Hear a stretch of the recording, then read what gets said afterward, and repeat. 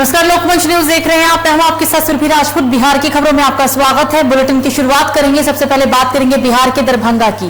दरभंगा के कुशेश्वर स्थान विधानसभा के जजड़ा स्थित हाई स्कूल मैदान में सभा को संबोधित करते हुए राजद अध्यक्ष लालू प्रसाद यादव देखे गए। मैदान में सभा को संबोधित किया राजद मुखिया लालू प्रसाद यादव ने। ये तस्वीर दरभंगा से, दरभंगा के कुशेश्वर स्थान में विधानसभा के छजड़ा स्थित एक हाई स्कूल मैदान में राजद मुखिया लालू प्रसाद यादव ने जनसभा को संबोधित किया है।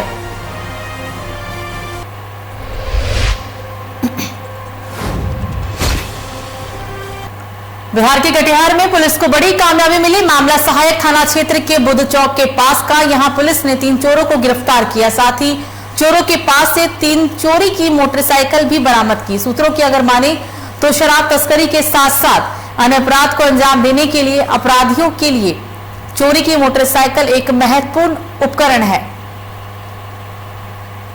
इसमें 24 तारीख को मोटरसाइकिल चोरी हुई थी। 24 तारीख को मोटरसाइकिल चोरी हुई थी और जिसके संबंध में सहायक थाना में कांड दर्ज हुआ था 603 केस। इसमें थाना प्रभारी के द्वारा काफ़ी एक्टिव रोल अदा किया गया। उस गाड़ी को बुद्ध चौक से 25 तारीख को दूसरे दिन बरामद कर लिया गया और गिरफ्तारी की गई। इसमें मोहम्मद नियाज और उसके शिकायती बयान के आधार पे इसके साथियों का जो नाम बताया उसकी भी गिरफ्तारी हुई और जो गाड़ी खरीदा था वो ताराचक से उसके लिए भी छापेमारी हुई। वो फिलहाल पाया गया। बट 2 और मोटरसाइकिल जो चोरी की गई थी दूसरे जिला से, एक पूर्णिया जिला से अपाची और एक किशनगंज नगर थाना क्षेत्र से। तो कटिहार में कल होने वाले कोविड टीकाकरण के महाअभियान को लेकर जिलाधिकारी ने एक महत्वपूर्ण बैठक की। कल होने वाले महाअभियान के लिए कटिहार के लिए 2 लाख टीका का लक्ष्य निर्धारित किया गया है। जिलाधिकारी ने कहा है कि निश्चित तौर पर खासकर दूसरे डोज के मामले में कटिहार का रिकॉर्ड कुछ स्थिर सा है, लेकिन इस बार 3 दिवसीय सर्वे में वैसे लोगों का डेटा जिला प्रशासन को उपलब्ध कराया गया। ये टीकाकरण का अब हम अंतिम चरण में पहुंच गए हैं और हमने पीछे भी कई महाअभियान किए हैं। ये पहली बार कल 28 अक्टूबर को जो महाअभियान किया जा रहा है वो पहली बार है जो एक महासर्वे के बाद किया जा रहा है। इसी माह में 19, 20 और 21 तारीख को एक महासर्वे पूरे राज्य में किया गया था और कटिहार में भी किया गया था, जिसमें प्रत्येक गांव, प्रत्येक टोले, प्रत्येक घर में कौन कौन से वैसे लोग हैं जिन्होंने अभी तक टीका नहीं लिया है या जो टीका लेने के लिए इच्छुक हैं या उन्होंने फर्स्ट डोज ले लिया है, सेकेंड डोज नहीं लिया है, या वो व्यक्ति जो है वो आज के दिन में कटिहार में वास नहीं करते हैं। ये तो मानसी पुलिस ने गुप्त सूचना के आधार पर हत्या, लूट व मारपीट सहित दर्जनों से अधिक मामले में फरार चल रहे शातिर अपराधी ललन यादव व उसके सहयोगी धीरज यादव को पुलिस ने गिरफ्तार किया। शातिर ललन यादव की गिरफ्तारी से क्षेत्र में अमन चैन का माहौल है। पुलिस को ये बड़ी सफलता मुखबिर की सूचना पर मिली। लगभग 2 साल से ही फरार था। इस पर मारपीट, गोलीबारी और बंदारी का बहुत सारा केस था। लगभग 3-4 केस में फरार था और लगभग ये 25 अपराध शीर्ष के 25 कांड भी दर्ज है और मर्डर केस गिरफ्तार करके जेल भेजे।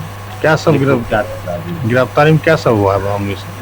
गिरफ्तारी में इनके साथ एक 7.65 का पिस्टल और 4 जिंदा कारतूस और एक मैगजीन और एक मोबाइल बरामद। इनके साथ एक और भी इनके साथ एक और व्यक्ति साथ में थे, उनके पास से कुछ बरामद नहीं हुआ। धीरज यादव वो भी गिरफ्तार हुआ। वो कहाँ के रहने वाले थे? वहीं चिट्ठी के देने में। तो इन पे सीसी एक्ट का भी प्रस्ताव लागू था ना इसमें? सीसी एक्ट का भी लगभग।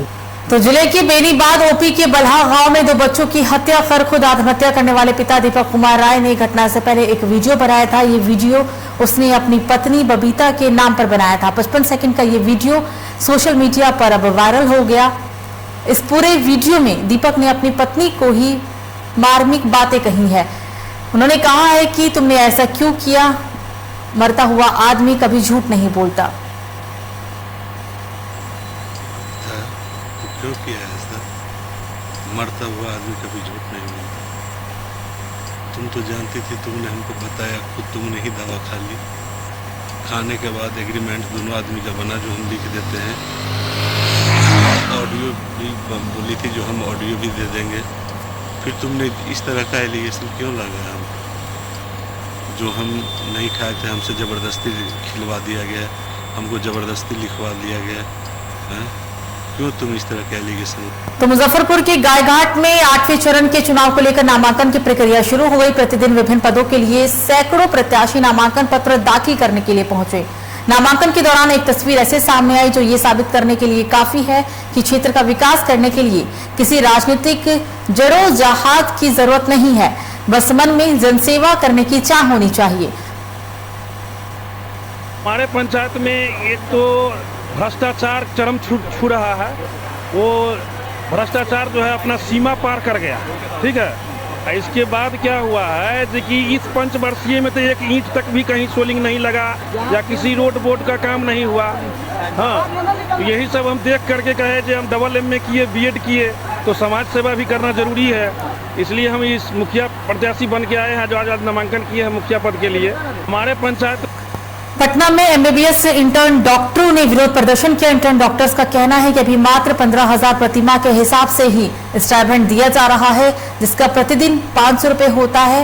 वो एक राजमिस्त्री से भी कम है। सरकार की ओर से पिछले 4 वर्षों से स्टाइपेंड का पुनर्निरीक्षण भी किया गया, जबकि प्रत्येक 3 साल का स्टाइपेंड बढ़ाने का एक प्रावधान भी है। देश के कई राज्यों में इंटर्न की मिलने वाली राशि 36,000 से भी ज्यादा है।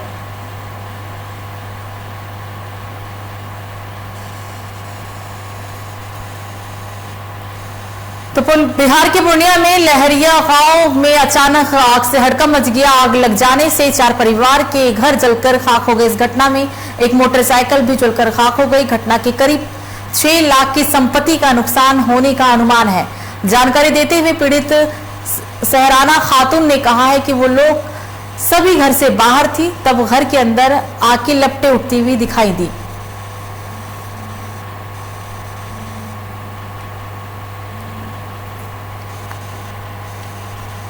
तो पूर्णिया के अमोर प्रखंड क्षेत्र के बड़ा ईदगाह के टिकलू चौक से नजदीक 2008 में बना हुआ पुल बाढ़ के कारण ध्वस्त हो गया। अमोर के विधायक अख्तर इमरान मौके पर पहुंचकर क्षतिग्रस्त पुल का जायजा लेने के लिए पहुंचे। विधायक का कहना है कि उनके विभाग को सूचित किया गया था, लेकिन विभाग द्वारा किसी तरह की कोई भी कार्रवाई नहीं की गई। मामला ये है कि पिछले दिनों में ही विभाग के लोगों ने जो इसका एस्टीमेट बनाया वो गलत था। इससे बड़े पुल की ज़रूरत थी और सैलाब के पानी का कोई आकलन किए बगैर ये लोग इस तरह की योजना बना लेते हैं। बल्कि यही नहीं, मैं आपको कहूँगा कि पलसा घाट पर जो पुल बना है, क्या ज़रूरत पड़ गई कि 2 पुल बनने की ज़रूरत पड़ गई? इसलिए कि इन लोगों को सही आकलन नहीं कर पाते हैं। ये आम क्षेत्र की तरह इस क्षेत्र को समझ रहे हैं, जबकि ये क्षेत्र पूरे तौर पर बाढ़ प्रभावित है, बाढ़ से ग्रस्त है। और यहाँ पर नेपाल का पूरा पानी इधर से होकर निकलता है और परमान नदी में सबसे ज़्यादा सैलाब है। इसलिए यहाँ की जो योजना बननी चाहिए तो सैलाब की स्थिति को सामने में रखकर बननी चाहिए। बिहार के सहरसा में अग्रणी जिला प्रबंधक राजेश कुमार पांडे के द्वारा प्रेस कॉन्फ्रेंस आयोजन किया गया, जिसमें भारत सरकार के निर्देश से त्योहारी सीजन को देखते हुए क्रेडिट आउटरीच कार्यक्रम में मेगा क्रेडिट कैंप का भी आयोजन किया गया है।